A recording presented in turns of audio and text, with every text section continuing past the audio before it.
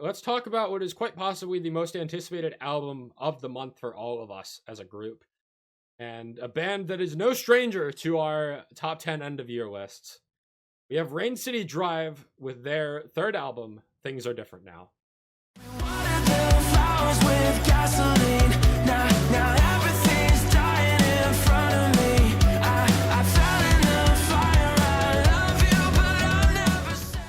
Justin, you've been pretty quiet for a while, so I want to give you the floor to start us off on this discussion. Rain City Drive are good. Cool. Thanks, Justin. You're welcome. No, I think this is probably their best work, in my opinion. That's hard for me to say because I was the only one of us all to have To Better Days as my album of the year in 2020. We had it, Derek and I had it as 2, right? You guys had it. You guys had it in your top 3, but I think I was the only one that had it at 1. Yes. So just like the death. I am treading in dangerous waters if I declare that Things Are Different Now is better than To Better Days come award season in a few months. So I have to leave things a little ambiguous because ultimately I don't even know where this album stands. We've only had it for a week at this point. But at the very least, I think this is a step up from their self-titled album 2 years ago. And I mean, that's not hard. Better, that was the weakest if it's album. not better than To Better Days, it is within striking distance.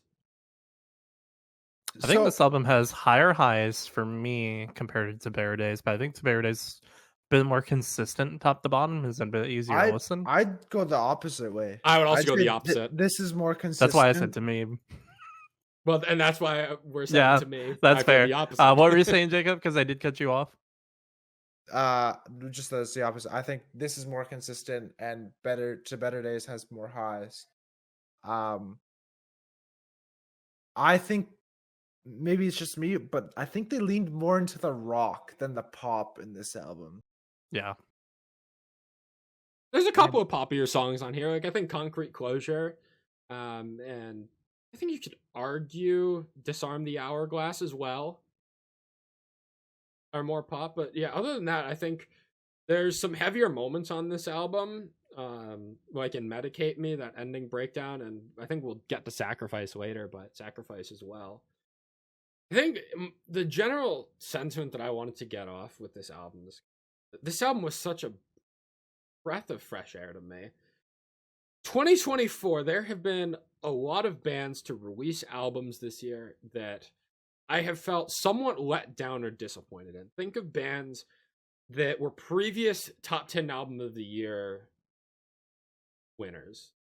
That's the best word I can come up with. Bands that were previously on some of my previous top 10 albums and compare them to albums they released this year. Nothing more. Spirits was incredible. Carnal this year, it was a bit of a letdown, not a top 10. You think of Mothica, who released Kissing Death last month. Nocturnal was one of my favorite albums of 2022. Kissing Death is good. It wasn't as good as Nocturnal. And I could say that about so many other bands. Stand Atlantic, their new album is weaker than their last album. Future Palace, their new album is weaker than their last album. Who the fuck else is that? Boston Manor. Sure, we can go with that. But there's a number of bands that have released... Siamese, that's another one that released a better album a few years ago. Wage War. They've all released better albums in the past, and their newest album's disappointing. Rain City Drive, for the first time in what feels like months, are a band that I have previously held to an extremely high regard that did not drop the ball for me. I did not come out of my first listen of this album disappointed. I did not come out of the first album listen thinking, oh, I wish it was better in this way, or I'm not resonating with it in this way. I came out of this album on my first listen, and after multiple listens in the week since it released, satisfied and honestly relieved. Because it has been such a trend this year for so many of previously my favorite bands to release new albums that did not live up to the expectations that maybe I unfairly placed on them. But Rain City Drive absolutely came out swinging with this one from front to back. Derek? I think This is Rain City Drive's best album. Wow. Oh, That's absolutely. bold.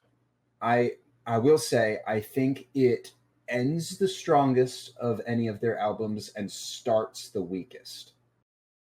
I don't really love Lose My Composure as an opener, and I think Wish You the Best is the weakest song on this album lyrically. I knew you were gonna say that. You Yeah, asshole. Sonically, lyrically, it's just not my thing. I think that this starts really weak but recovers really well, and I think it's just by virtue of the fact that almost any song on here sounds like it could be a single, but it doesn't feel like a collection of singles. And when you have songs that strong able to string themselves together, you're in for a treat. Medicate Me is still just so ridiculously catchy. Medicate Me grew on me. Medicate Me, Me is too. unbelievable. Feature of the year contender for sure. Not for me, but I can see the enjoyment. I can't believe that. So Derek, I agree with you that the album starts weak, but I don't agree that Lose My Composure is bad. It's just it's there. It's not a great opener. It's an okay song. I don't know. I feel like the rest of the album is just so much better than those first two that it really they're outshined by what comes after them. So when you're leading with that, it's like I would rather have these songs as like something like a track 7 that I can be a little disappointed in, and then it picks back up. Like it kills the replayability of the album a little bit for me. But it Sacrifice, for everything that Lose My Composure is not as an opener, Sacrifice, I would say, makes up for it as a closer. I One of the most believe unique songs that Rain City Drive has ever put out, and honestly something I never expected them to do. No, never in a million years. Rain City Drive for 5 years now have been at the pinnacle of post-hardcore meets like pop rock, you know? Their songs have incredibly catchy melodies with consistently quality riffs and verses, you know? But they've always been one to stick to kind of a similar formula of the verse, chorus, verse, bridge, chorus, song ends sort of structure, you know? Sacrifice feels like a song that you would get from like a Sleep Token or a Bad Omens. But and it's also Rain City Drive. And also and they bold fucking to put it nailed as the last song. Yeah. Like you said, they're very formulaic. I think in terms of album structure too, both previous albums that we've ended with a slower song, Like I Do, and I can't remember the other one. But Like I Do is still my favorite of the 3 album closers, though. I think I like Sacrifice more. I am too emotionally attached to Like I Do, and that's my fault.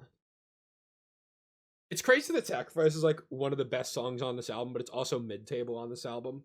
And I think that just says a lot about how good songs on this album are. Man, I think Sacrifice is the best song. Like, as far as I'm concerned, Sacrifice is either like I think it's my 5th favorite song on the album. I think. But it's still like incredible. And Sacrifice on like many other albums I've heard this year would be the best song on them. But Rain City Drive are just that fucking good that it can be like a mid-table song. So what I think this album is missing that Rain City Drive doesn't do, and I haven't really done a deep lyric dive, honestly, and I probably should. I have done a bit of a lyric dive. Maybe you can. A bit of story, so there is no talk to a friend kind of song with the what's the other one? There's an alternative on the it's Eternity on the self-titled. Weird, because I think it was The Star in the Hourglass. I think kind of had that feeling with the second verse.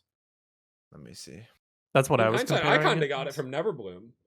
The second verse in Neverbloom, the don't want to make a sad song into your legacy using the same 4 chords and stock melodies. You know what?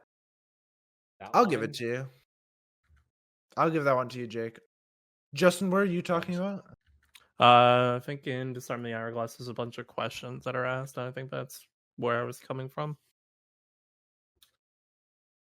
Oh no, I don't have the lyrics pulled up. I'll pull them up real quick. You actually, this is reminding me of something. The part with where he's asking questions is how keep this in mind when you pull me close. How many rocks up against the coast? How many times at the whipping post before we lose all feeling? So yeah, it actually reminds me of Eternity, which draws like a parallel. Anyway, I think it's like a small throwback to Eternity. Anyway. Do you want me to kind of talk about the story that I see in this album then? Like, it's not a super deep story, but I was able to piece together like a bit of progression from front to back on this album. Before we do that, I know Derek said he enjoyed Aware, and I want to hear why, because I think it's one of the most unique songs on the album, but it hasn't really connected with me. There's just something about the way that it flows. I admittedly have not given this album as many spins as I should, but Aware on first impressions to me felt like Rain City Drive at their best, while still pushing the boundaries in a way that felt safe. And I don't know if that makes any sense. That's what I thought of it too. So okay, good. Yeah, I just Aware is like my top 3 songs of the album. We talked about it a little bit, or at least made mention of it, but Rain City Drive are a little formulaic, but they do that formula really well. I feel like Aware takes that formula and pushes it forward a little bit in the same way that I appreciated. We're doing a throwback in this playlist, but in the Infection by Memphis Mayfire. Right. That sort of same type of experimentation is what I got from Aware, but it was still safe enough that it A, felt like it was, working in the context of everything, and B, that it didn't take me out of it. It felt like the rest of the album, it continued to hype me up leading up to this point, and the momentum is still going, and this is the pinnacle. I think that might also be, I feel bad, Justin, because you just agree with me on how good Aware is, but why Disarm the Hourglass I didn't quite enjoy as much, because it felt like I wanted it to keep going, and it didn't. That's fine. My favorite is still Never Bloom. So good choice. Yeah, absolutely. Yeah, Never Bloom is top 3 for me. Maybe. Yeah, it's top 3. I go Medicate Me, Wish You the Best, Never Bloom. Even the songs that I don't enjoy as much on here, I feel like anybody could say like, "Oh, this is my favorite song," and I'd be like, "Yeah, I can see it." Like, there's just so many strong tracks on here with such great hooks. Nobody's doing it. Dude, I'm getting like deja vu from like 2020. Like when we talked about this band, their first album. Yeah, what a great time. Yeah. Like, it's undeniable. I think for the album, not the world. Yeah, not the world. So every time 2022's album was a bit hit or miss between us. I mean, Waiting on You is still my second favorite Rain City Drive song behind Talk to a Friend. But like that album wasn't a complete miss. That was one of my favorite songs ever on it. But Rain City Drive, for as long as we've been doing this podcast, have always been, I feel like, the place where all 4 of us can agree the most. Yeah. Anyone else think this album had a really quick turnaround time? No.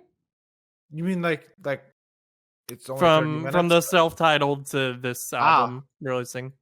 No. I think you're thinking of the deluxe. I think because they released the deluxe recently. Yeah, probably. Last year they released the deluxe. I think it could also be that 2023, at least to me, felt like a blur. Yeah. And that, I haven't really been existing for the past year and a half. I don't know if that's just a me issue, but... All right, Jake, I want to hear the synopsis.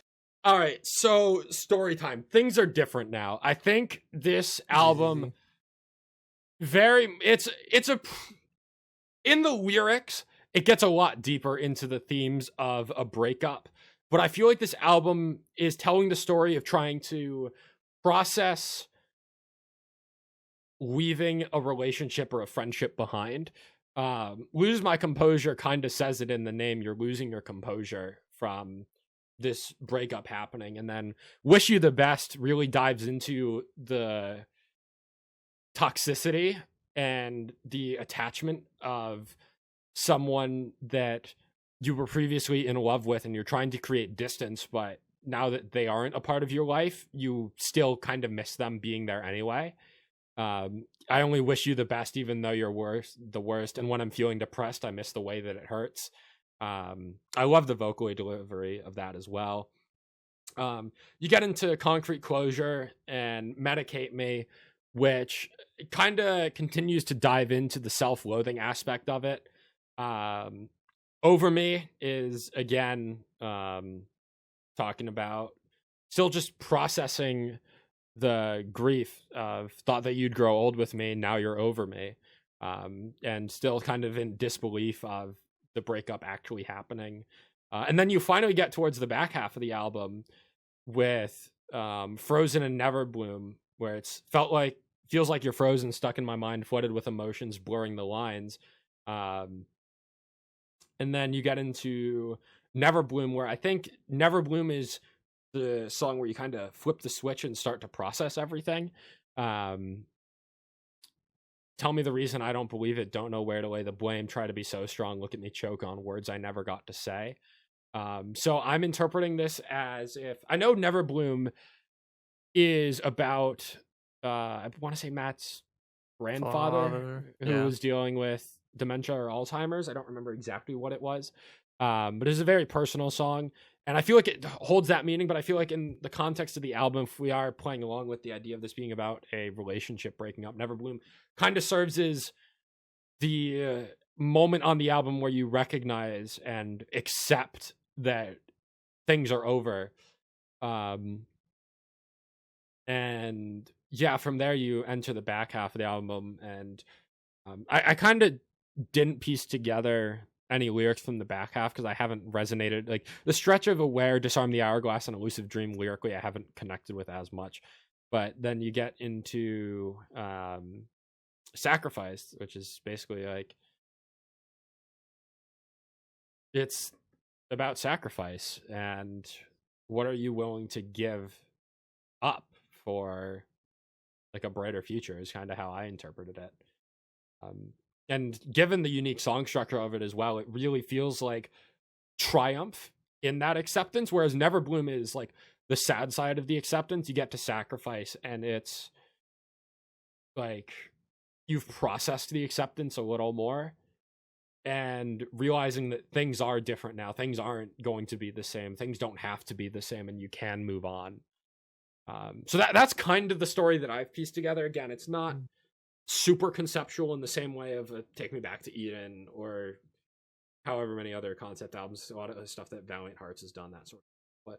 But I feel like there's a very loose story going on here about relationships and friendships and love, the toxicity and negativity that can surround it. So that's my spiel. I think I've said just about everything I wanted to say about this album. And while I said Lakeview was my most played album of the month, that's simply because I had more days in the month to listen to the 18 songs on this album. If we're looking at the whole year, I have absolutely spent more time with Rain City Drive and expect that I will be spending a lot more time with this album going into October and the remainder of 2024.